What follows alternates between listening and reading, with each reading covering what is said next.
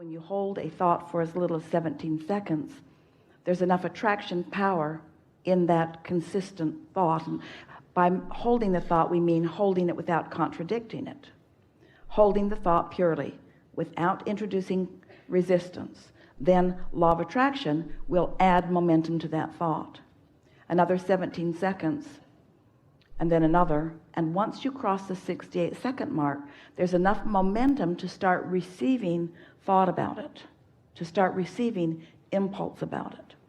Surprisingly, 68 seconds is a rather long time to focus purely, because you are all sort of accustomed to pros and cons and pluses and minuses and being very objective about things. And because every subject is two subjects, and you'll often have activated the not wanted end of the stick. So even though you're making a statement of what you do want, the other end of the stick is rather active. So, really interesting thing.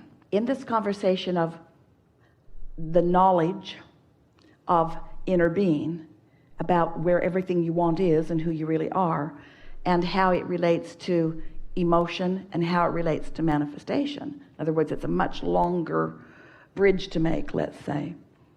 If you can accept that the whole purpose of paying attention to that 17 seconds is to affect the way you feel, and nothing more than that, so that you can find that 17 seconds and stay there, and then another, until your enthusiasm for it is building, that's all you have to accomplish.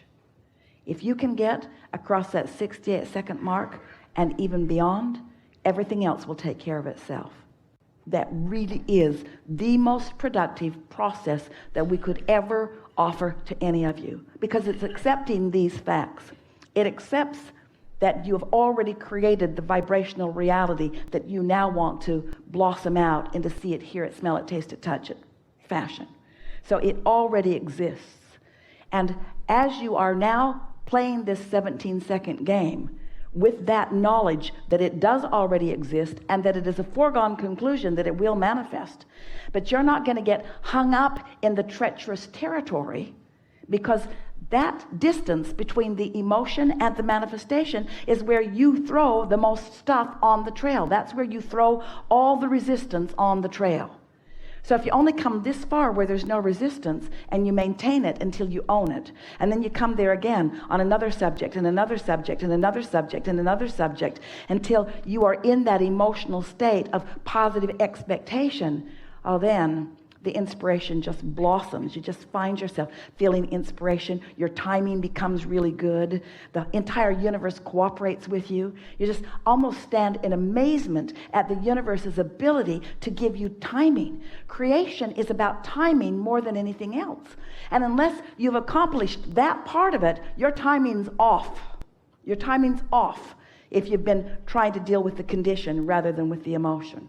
Ooh, that's another piece of it that we said powerfully. Did you feel it? Does it give you something to do about it? Play knock and run.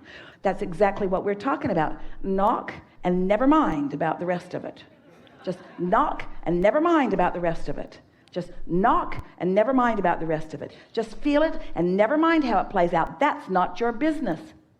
Feeling here, you've already accomplished your manifestation of feeling the energy move.